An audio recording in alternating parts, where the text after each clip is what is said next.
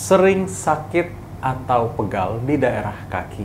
Ini memang salah satu tanda terjadi sumbatan di pembuluh darah vena yang berbahayanya bisa menjadi bekuan masuk ke jantung dan menyumbat di sana, menyebabkan saturasi tiba-tiba menurun.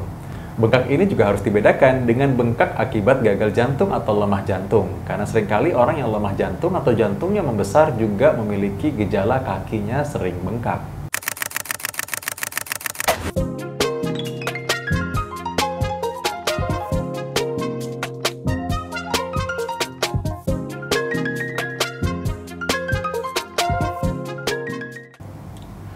Hai pemirsa DRV, saya Dr. Vito Damai, dokter spesialis jantung dan pembuluh darah. Akhir-akhir ini banyak orang yang takut dengan penyumbatan pembuluh darah, tapi mungkin tidak tahu apa gejala awalnya yang menandakan bahwa ini sedang terjadi gangguan sirkulasi, gangguan aliran pembuluh darah. Berikut adalah tanda-tanda terjadinya penyumbatan pembuluh darah yang mungkin tidak Anda sadari. Sering sakit atau pegal di daerah kaki. Ini merupakan tanda bahwa ada penyempitan pembuluh darah di daerah paha ataupun di daerah betis. Mesti hati-hati, tidak semuanya dikarenakan karena penyempitan atau penyumbatan pembuluh darah. Kadang juga akibat dari otot ataupun dari gangguan saraf. Namun ada keluhan-keluhan yang khas yang bisa membedakannya dan juga dengan pemeriksaan yang spesifik.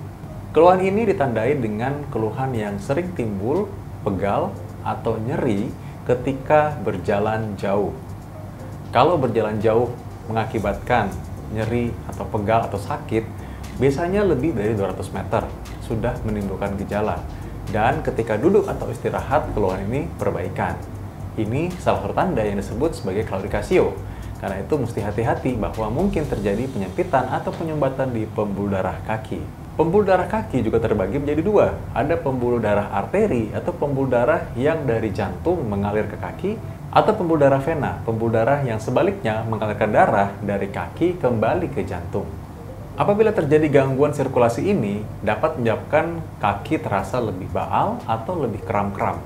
Nah, mesti diwaspadai bahwa dua pembuluh darah ini, arteri maupun vena, memiliki gejala yang berbeda dan terapinya atau diagnosisnya jauh berbeda. Jadi walaupun gejalanya bisa mirip-mirip, tapi terapinya sangat berbeda. Kadang memerlukan pengencer darah untuk bisa meriliskan atau bisa membuka sumbatan tersebut. Namun ingat, pengencer darah pun ada banyak. Jadi ini bukan pengencer darah yang biasa digunakan pada pasien-pasien setelah pemasangan ring.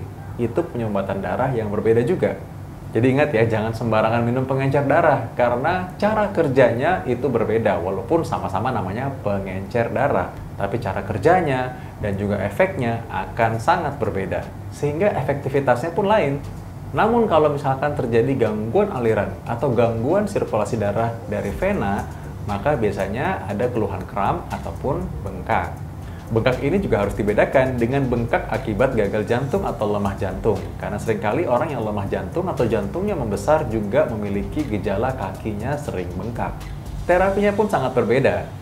Kalau arteri yang tersumbat atau aliran darah dari jantung yang menghantarkan oksigen ataupun yang menghantarkan nutrisi ke ujung kaki ini ada sumbatan, maka kita bisa lakukan kateterisasi atau masukkan selang yang elastis ke dalam pembuluh darah, mirip seperti kateterisasi pada jantung. Dan ini berfungsi untuk bisa melihat apakah benar sumbatannya di situ dan apakah ini perlu untuk dilakukan angioplasti atau dilebarkan kembali dengan menggunakan balon.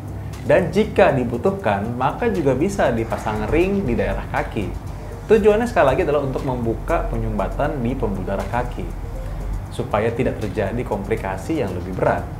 Sedangkan kalau misalkan ada gangguan aliran di pembuluh darah vena, maka kita bisa melakukan namanya laser, ataupun kita bisa melakukan injeksi, ataupun bisa memberikan obat-obatan tertentu yang ditujukan pada pembuluh darah vena. Jadi sangat berbeda dan itu pun lain-lain terapinya. Tidak semua penyumbatan harus dikateter, tidak semua harus dioperasi. Kadang dengan obat-obatan cukup, karena itu lebih cepat, lebih baik kita mencegah daripada harus mengobati. Dan kalau kita pun harus mengobati, itu lebih baik, lebih cepat.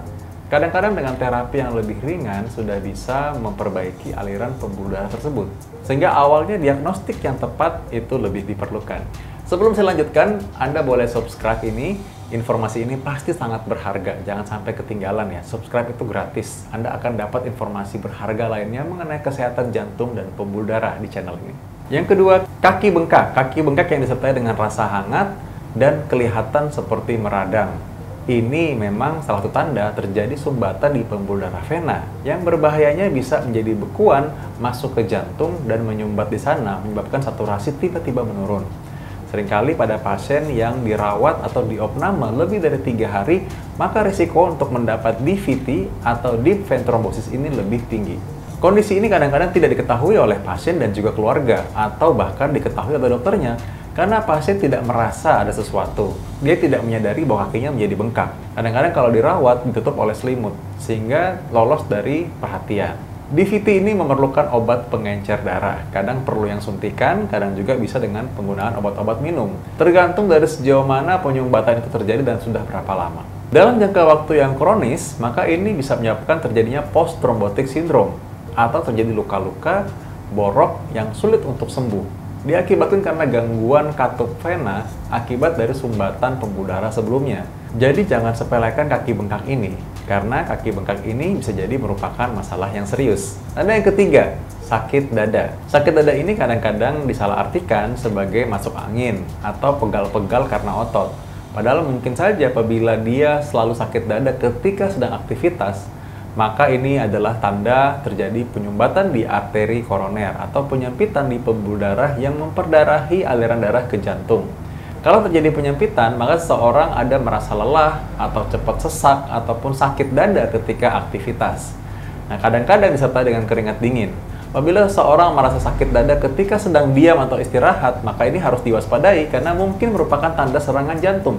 Tanpa ada apa-apa, tiba-tiba sakit dada, keringat dingin. Atau yang lebih berat seperti pasien saya ini, tiba-tiba dia merasakan sakit ulu hati. Atau dia merasakan seperti sakit mah atau GERD, dadinya terasa panas terbakar. Disertai dengan mual-mual, lalu keringat dingin. Dia pikir bahwa dia sedang mengalami GERD atau sakit mah. Namun untung, anggota keluarganya dengan sigap bawa ke rumah sakit, dan kita periksakan pemeriksaan enzim dan EKG, kita bisa mengetahui bahwa ini ternyata adalah serangan jantung. Serangan jantung yang ini namanya STEMI. Kita melakukan angiografi, kita lihat pembuluh darahnya mana, ada sumbatan, kita buka dengan balon, kita pasang stent, dan akhir darah mengalir kembali. Dan memang benar ternyata setelah itu pasien merasa membaik, keluhannya hilang. Seorang yang sakit mah tidak menyebabkan henti jantung mendadak. Beda kalau ternyata sakit ulu hatinya atau sakit mah yang dipikir sakit mah biasa, ternyata adalah sebuah serangan jantung yang berat. Ini bisa mengancam nyawa, bisa berakibat fatal. Karena itu sakit dada atau sakit ulu hati itu ternyata bisa merupakan manifestasi dari sumbatan pembuluh darah. Lumpuh sebelah, bibir menyong sebelah, atau tiba-tiba cadel. Tiba-tiba cadel ini merupakan tanda sumbatan pembuluh darah di otak. Orang yang punya keluhan tiba-tiba cadel, tiba-tiba lumpuh sebelah tangannya, atau kesemutan sebelah badannya semuanya, ini merupakan tanda bahwa terjadi stroke. Karena itu harus segera diwaspadai dan dicurigai bahwa memang terjadi stroke sebelum terbukti sebaliknya. Salah satu penyebab yang paling sering adalah atrial fibrilasi atau sebuah gangguan irama jantung. Gangguan irama jantung ini bisa kita lihat dari gambaran EKG. Pasien kadang tidak mengeluhkan apa-apa, namun ketika kita memeriksa ternyata ada gangguan seperti ini. Saya punya pasien yang datang, ternyata kita bisa tahu bahwa oh terjadi gangguan irama jantung sebelum terjadi stroke. Ternyata kita sudah tahu duluan bahwa ini punya risiko. 1 dibanding 5 orang dengan atrial fibrilasi punya risiko menderita stroke, dan 30% stroke berasal dari gangguan atrial fibrilasi ini atau gangguan irama jantung. Nah, seringkali kita tidak bisa bedakan kalau tidak dilakukan EKG atau pemeriksaan rekam listrik jantung. Saya punya beberapa pasien yang ketika datang, ternyata kita bisa menemukan keluhan tersebut walaupun sebenarnya pasiennya tidak menyadarinya. Sehingga kita bisa memberikan obat untuk bisa mencegah terjadinya gangguan irama jantung tersebut atau memberikan terapi yang khusus yang memang diperlukan. Tadi adalah tanda-tanda klinis yang diakibatkan oleh sumbatan pembuluh darah. Sebaiknya kita diagnostik dari awal, kita cegah dari awal sebelum terjadi penyakit tersebut. Dan kalau bisa, kita obati sebelum terjadi komplikasi yang tidak kita inginkan. Informasi ini sangat berharga. Bagikan kepada orang yang Anda kenal. Klik share ya, Anda bagikan ini.